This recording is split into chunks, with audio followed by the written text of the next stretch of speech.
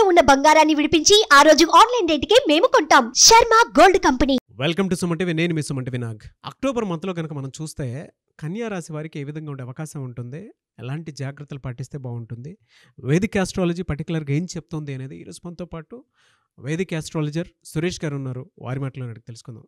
నమస్కారం సార్. నమస్కారం అండి నాగరాజు గారు. సార్, ఆ కన్యా రాశి వారికి అక్టోబర్ మంత్లో ఏ విధంగా ఉంటుందండి? ఎందుకంటే దేవీ నవరాత్రులు కూడా ఉన్నాయి. దాని బిఫోరే వాళ్ళకి ఏదైనా రెమెడీస్ ఏదైనా ఉంటే ఏ విధంగా చేసుకోవచ్చు అంటారు? నాగరాజు గారు, ఈ కన్యా రాశి వాళ్ళకి అక్టోబర్ మంత్ చాలా ఇంపార్టెంట్ మిగతా అన్ని రాశులతో కూడా కంపేర్ చేస్తే. ఎందుకంటే ఈ రాశిలోనే వీళ్ళకి సూర్యగ్రహణం కూడా వస్తుంది. అది ఒకటి. రెండోది, మనకి అక్టోబర్ మంత్ అనగానే మనకి ఫస్ట్ గుర్తొచ్చేది దేవీ నవరాత్రులు స్టార్ట్ అయిపోతే ఆశ్వేజ మాసం స్టార్ట్ అవుతుంది. కోఇన్సిడెంట్గా సెకండ్ నుంచి థర్డ్ నుంచి మనకి ఆశ్వేజ మాసం కూడా స్టార్ట్ అవుతుంది. దేవీ నవరాత్రులు, అక్కడ నుంచి విజయదశమి, అక్కడ నుంచి అట్ల తద్దే మనకి మధ్యలో దీపావళితో ఎండ్ అవుతుంది. దానికి ముందు ధనత్రయోదశి, నరక చతుర్దశిలు అన్నీ చాలా పర్వదినాలు, తర్వాత ముహూర్తాలు కూడా కలిసి ఉన్న మంత్. అద్భుతమైన మాసం అని చెప్పుకోవాలి. ఇదే టయానికి మనకి వాళ్ళకి 2వ తారీఖున గ్రహణం కూడా, సూర్యగ్రహణం ఇదే రాశిలో వాళ్ళకి కలుగుతుంది. కాబట్టి ఈ లాట్ ఆఫ్ చేంజెస్ ఈ రాశి వాళ్ళకి ఉంటాయి. కాబట్టి అదేంటో మనం చూద్దాం. తర్వాత మనకి కన్యా రాశి వాళ్ళకు మనకి నక్షత్రం కనుక చూసుకుంటే ఉత్తర 2, 3, 4 పాదాలు, హస్త 1, 2, 3, 4 పాదాలు, చిత్త 1, 2 పాదాలు కలిగిన వాళ్ళంతా మనకి కన్యా రాశి అని చెప్పుకోవాలి. అది పేరు బలం కనుక మనం చూసుకుంటే వీళ్ళకి టో, పా, పీ, పు, షం, నా, టా, పే, పో ఈ లెటర్స్ మోరార్లాస్ ఈ సౌండ్తో ఉన్న పేరు కలిగిన వాళ్ళందరూ కూడా మనకి కన్యా రాశి కింద వస్తారని చెప్పుకోనమాట. ఈ రాశి వాళ్ళకి ఫస్ట్ గ్రహణం ఇదే రాశిలో జరుగుతుంది. హస్త నక్షత్రంలో జరుగుతుంది. ఆ నక్షత్రం వాళ్ళకి. ఇవి కాకుండా ఎడిషనల్గా ఇక్కడ వీళ్ళకి జనరల్గా మనకి సూర్యుడు వచ్చేటప్పటికి తులారాశిలో ప్రయాణం చేస్తూ ఉన్నారు. అది అక్టోబర్ 16వ తారీఖున. బుధుడు వచ్చేటప్పటికి 10వ తారీఖున వీళ్ళకి తులారాశిలో, శుక్రుడు వృశ్చిక రాశిలో వీళ్ళకి 13వ తారీఖున, 20వ తారీఖుడు కుజుడు కూడాను వీళ్ళకి కర్కాటక రాశిలోకి ప్రవేశం ఉండటం వల్ల అందరికీ ఈ 4 గ్రహాలు అయితే వీళ్ళకి 2 ఎక్కువ. అదేమంటే గ్రహణం కూడా వీళ్ళ రాశిలో జరగడం వల్ల ఇంకా ఇంపాక్ట్ ఎక్కువగా ఉండే అవకాశం వీళ్ళకి ఎక్కువగా ఉంది. ఇలాంటి వాళ్ళకి మనకి సూక్ష్మ గోచారం అని చెప్పేసి మన మహర్షులు ఒక సింప్లిఫైడ్ క్రిస్పీ న్యూస్ లాగా సింపుల్గా చెప్పేస్తారు. వాళ్ళకి ఎలా ఉంటుందంటే గ్రహణం తర్వాత 17th ముందు ఎలా ఉంటుందంటే వీళ్ళకి స్థాననాశనం అంటే ఉన్న పొజిషన్ కోల్పోయే అవకాశం ఎక్కువగా ఉంది. శుచం ఎక్కడో బాధ కలిగే అవకాశం ఎక్కువగా ఉంది. ధనమంతా కోల్పోయే అవకాశం ఎక్కువగా ఉంది. తర్వాత కొద్దిగా ఫైనాన్షియల్ గెయిన్ వచ్చినట్టు వచ్చేస్తుంది, కానీ దాంతో వీళ్ళు ఉపయోగపడే అవకాశం లేని సిచ్యువేషన్లు అయితే ఎక్కువగా కనిపిస్తున్నాయండి. అదే 17th తర్వాత ఈ గోచారాన్ని బట్టి మనం చూస్తే ధనం విషయంలో కొంచెం బాగానే ఉంటుంది. భూములు వాటికి సంబంధించిన విషయాల్లో బాగానే ఉంటుంది. రియల్ ఎస్టేట్ కనుక ఎవరైనా చేసేవాళ్ళు ఉంటే ధనం వస్తుంది. విభూతి ఓవరాల్ ప్రాస్పరిటీ వచ్చే అవకాశం అయితే ఎక్కువగా ఉందని మనం చెప్పుకోవాలి. ఇది కాకుండా మనకి డీటెయిల్గా సూర్యుని యొక్క గమనాన్ని మనం గమనించుకుంటే వీళ్ళకి 2nd హౌస్, 3rd హౌస్లో సూర్యుడు ఎంటర్ అవుతూ ఉన్నారు. కాబట్టి 2nd హౌస్లో సూర్యుడు వచ్చేటప్పటికి అంత మంచి చేయడు. అట్లానే 8th హౌస్లో ఉండటం వల్ల 8th హౌస్ అగైన్ దుస్థానం, దాన్ని మహాదుస్థానము, మృత్యు హౌస్ అని కూడా అంటారు. ఇది అంత మంచిది కాదని మనం ఇలా చెప్పాలి. వీళ్ళకి ఏ విధంగా ప్రాబ్లమ్స్ ఉండే అవకాశం ఎక్కువ ఉంటుంది. ఫస్ట్ హౌస్లో 17 తర్వాత వీళ్ళకి దుర్మార్గులతో పరిచయం అయ్యి దుష్ట కార్యక్రమాలు చేసే వాటిలోకి పోయే అవకాశం ఎక్కువగా ఉంటుంది. అందులో గ్రహణం కూడా వీళ్ళ మీదే ఉంది కాబట్టి ఆ ఇంటెన్సిటీ వాళ్ళకి చాలా ఎక్కువగా ఉంటుంది. తలనొప్పి. తర్వాత వ్యవసాయం చేసినా, వ్యాపారం ఏది చేసినా కానీ ఈ టైంలో వీళ్ళకి నష్టం వచ్చే అవకాశం ఎక్కువగా ఉంది. రాంగ్ డిసిషన్ తీసుకునే అవకాశం ఎక్కువగా ఉంది. ఇతరులచే మోసించబడే అవకాశం ఎక్కువగా ఉంది. మీకు ఆల్రెడీ చెప్పుకున్నట్టు ఈ నక్షత్రం వాళ్ళు చాలా కేర్ఫుల్గా ఉండాలి. బంధువులతో కూడా ద్వేషం వచ్చే అవకాశం ఎక్కువగా ఉంది. 8th హౌస్లో చూడటం వల్ల ఏమవుతుందంటే ఏదైనా పనులు కనుక చేస్తే అందులో ఆ పనులు చెడిపోయే అవకాశం ఎక్కువ ఉంది. శత్రువులతో వైరము, ప్రయాణాలు కనుక చేసే వాళ్ళు ఎవరైనా కనుకుంటే ప్రయాణాలు ఇబ్బందులు పడే అవకాశం ఎక్కువగా ఉంది. విచారకరమైన వార్తలు లేని అవకాశం కూడా చాలా ఎక్కువగా కనిపిస్తుంది.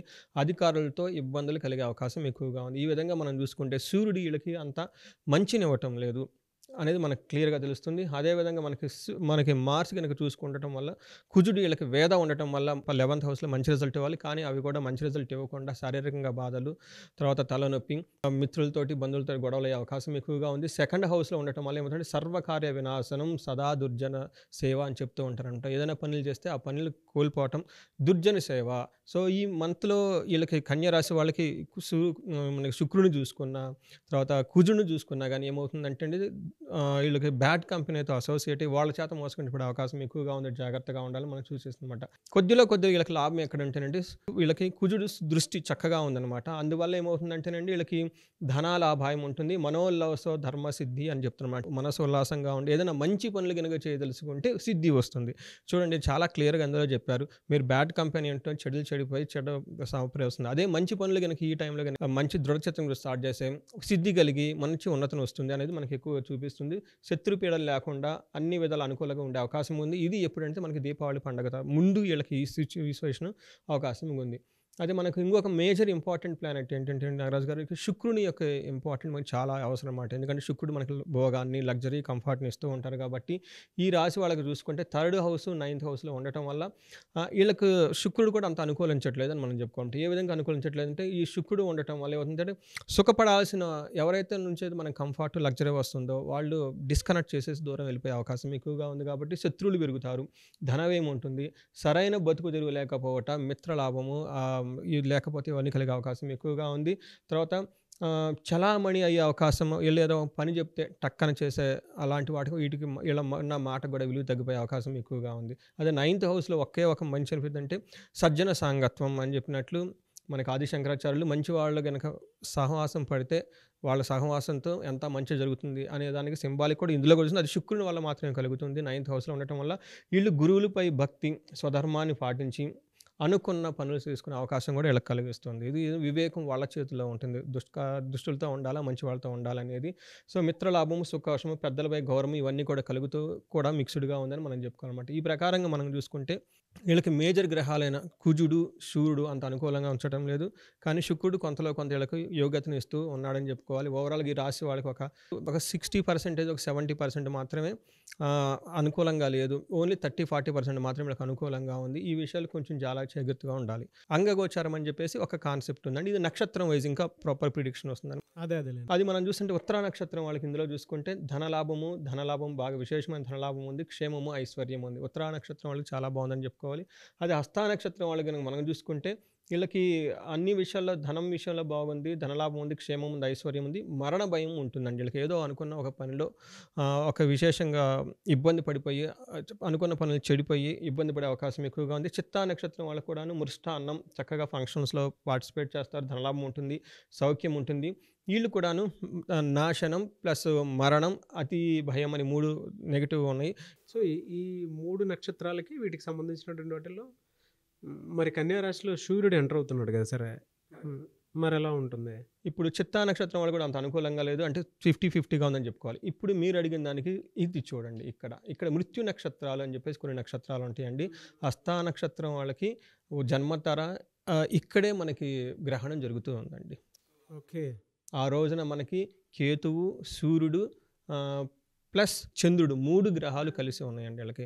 సో ఇది అంత మంచిది కాదు, నాట్ గుడ్ పొజిషన్ అని చెప్పేసి మన ఆస్ట్రాలజికల్గా చూపిస్తుంది. ఇది పీరియడ్ వాళ్ళకి దాదాపు 6 months ఉంటుందండి.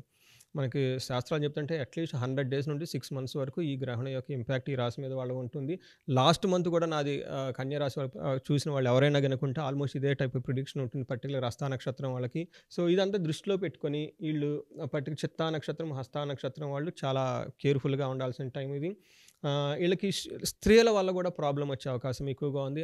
అనుకోని విధంగా స్త్రీల ద్వారా, తెలిసిన వాళ్ళ ద్వారా బ్యాక్ బైటింగ్ వచ్చే అవకాశం ఎక్కువగా ఉంది, మోసపడే అవకాశం ఎక్కువగా ఉంది అనేది మనకి ఇందులో తెలుస్తుందండి. గ్రేట్ అండి. రెమెడీ అని ఉందా సార్ దీనికి? ఎవరు చేసినా చేయని ఈ రాశి వాళ్ళు చేయాలండి. ఎందుకంటే గ్రహణం ఇక్కడే ఉంది కాబట్టి పర్టికులర్ హస్త చిత్తా నక్షత్రం వాళ్ళు చాలా చాలా కేర్ఫుల్గా ఉండాలి. ఓవర్ నైట్ అనుకోని విధంగా ప్రాబ్లమ్స్ వచ్చే అవకాశం ఎక్కువగా ఉంది. వీళ్ళకి నేను ఈ రాశి వాళ్ళు మొత్తం ప్రతి ఒక్కరికి ఏం చెప్తానంటే మహాన్యాసపూర్వక ఏకాదశ రుద్రం అభిషేకము, హోమము చేయాలి. ప్రాబ్లమ్స్ ఎట్లా అంటే నేను నా క్లయింట్స్కి ఎవరైనా ఇది చెప్తే శివాలయం ఉందండి కానీ పూజ చేసేవాళ్ళు లేరని చాలామంది చెప్తూ ఉంటారు. సో అది ఎక్కడో సిటీస్లో అయితే ఓకే, కానీ ఎక్కడో విలేజెస్లో శివాలయం ఉంటుంది, రుద్రాభిషేకం అంటే సింపుల్ రుద్రాభిషేకం చేస్తారు. కానీ ఇక్కడ వీళ్ళు ఏం చేయాలంటే మహాన్యాసపూర్వక ఏకాదశ రుద్రాభిషేకం లేదంటే హోమం 2 కలిపి చేయాల్సి ఉంటుంది. సో అలాంటి వాళ్ళు కూడాను మనకు కనెక్ట్ అవ్వచ్చు. సగం నేను ఈ ఫెసిలిటీ ఇచ్చింది ఏంటంటే నాకు మళ్ళీ ఫోన్లు చేయటం, వాళ్ళు అర్థం కాకపోవటం, చాలా కమ్యూనికేషన్ రావటం అలా కాదని చెప్పేసి మనమే ఒక ఆథెంటిక్గా చక్కగా వాళ్ళకి జాతకం అంతా చూసేసి వాళ్ళతో మాట్లాడి, వీలైతే వాళ్ళ కుటుంబం సంబంధించిన సభ్యులు మొత్తం కూడా జాతకం చూసేసి ఇంకా ఇందులో కూడా ఏమన్నా కనుక యాడ్ చేయాలంటే అవన్నీ యాడ్ చేసేసి మనమే చేస్తాం అనమాట. హస్తా చిత్తా నక్షత్రం వాళ్ళకి పర్టికులర్ హస్తా వాళ్ళకి ఏం చెప్తానంటేనండి మనకి ఆయుష, ఓకే, మృత్యుంజయ మహా హోమం కానీ లేదంటే ఒక జపం కానీ వీళ్ళకి కనుక చేయించగలిగితే చాలా బాగుంటుంది అనమాట. సో ఇవి 2 వీళ్ళకి తప్పకుండా మనకి చేసుకుంటే చాలా బాగుంటుంది. లేదంటే కొంచెం ప్రాబ్లమ్స్ ఫేస్ చేసే అవకాశం చాలా ఎక్కువగా ఉందని చెప్పాలి. రెండోది గ్రహణంలో వీళ్ళకి గ్రహణానికి సంబంధించిన నియమాలు, నిష్టలు వీళ్ళు చాలా సింపుల్గా కనుక చేసుకోగలిగితే ద బెస్ట్ రెమెడీ అనమాట. బెస్ట్ రెమెడీ ఏంటంటే వచ్చే గ్రహణాన్ని వీళ్ళు చాలా చక్కగా ఇంట్లోనే మనం ఒక వీడియో కూడా చేద్దాం. దాని మీద ఒకటి 2 మన శాస్త్రాలు దాని గురించి ఎలా చెప్పారు ప్రొసీజర్స్ అనేది సబ్సిక్వెంట్‌గా. ఆ వీడియోస్‌తో పాటు ఈళ్ళు ఆ గ్రహణం రోజున చాలా చక్కగా కేర్‌ఫుల్‌గా సూతకం అంతా ఫాలో అవుతూ అడిషనల్‌గా గనుక ఇవి చేసుకుంటే చాలా త్వరగా బాగా ఉంటుందని మనం చెప్పుకోవచ్చు. డెఫినెట్‌గా మీ అపాయింట్మెంట్ తీసుకోవాలంటే ప్రాసెస్ ఏంటి సార్? సో, నాగరాజు గారు ఈ స్క్రీన్ మీద కనిపిస్తున్న నంబర్ గనుక మనకి కనెక్ట్ అయితే మనం వాళ్ళకి హెల్ప్ చేయొచ్చు. Good sir. Anyways thank you అండి. Thank you so much Suresh garu. Thank you అండి నాగరాజు గారు. వైదిక ఆస్ట్రాలజీ ప్రకారం మీ లైఫ్ స్టైల్ గురించి మీరు తెలుసుకోవాలి అనుకుంటే, లేదంటే చాలా జీవితాల్లో మనం చూస్తూ ఉంటాం. యాంగ్జైటీ లేకుండా, బాధలు లేకుండా, అప్పులు లేకుండా అయితే ఉండవు. బట్ ఏదైనా ఒక మంచి రెమెడీ తోటైనా సరే మనల్ని మనం ఫస్ట్ ప్రశాంతంగా ఉంచుకొని స్పిరిచువల్ లైఫ్‌లోకి ఎంటర్ అయ్యి, సో మనకు ఉండేటువంటి ఏవైతే నెగెటివ్ ఆస్పెక్ట్‌లో చూసినటువంటి జరిగినటువంటి ఏవైతే ఉంటాయో వాటి నుంచి బయటపడాలి అనుకునేటువంటి వాళ్ళు ఒక మంచి రెమెడీ తోటి ఒక మంచి రిజల్ట్ చూడాలి అనుకునేటువంటి వాళ్ళు త్రూ హోమం అయినా సరే వేదిక ఆస్ట్రాలజీ ప్రకారం వెళ్ళాలి అనుకుంటే స్క్రీన్ మీద మీకు సురేష్ గారి కాంటాక్ట్ నెంబర్ కనిపిస్తుంది. దాన్ని మీరు కాల్ ఆర్ మెసేజ్ వాట్సాప్ చేసి వెంటనే ఎన్రోల్ చేసుకోండి. ముఖ్యంగా దేవి నవరాత్రులు రాబోతున్నాయి. వాటికి సంబంధించినటువంటి వాటిలో ఏ విధంగా ఉండే అవకాశం ఉంటుంది అండ్ ఏ విధంగా జరుపుకుంటే బాగుంటుంది అనుకున్నటువంటి వాళ్ళైనా సరే మీరు అప్రోచ్ అవ్వచ్చు. అండ్ ఈ వీడియో లైక్ చేయండి, షేర్ మాత్రం తప్పకుండా చేయండి. ఇలాంటి మరిన్ని వీడియోస్ కోసం మా ఛానల్ ఫాలో అవ్వండి. Thank you.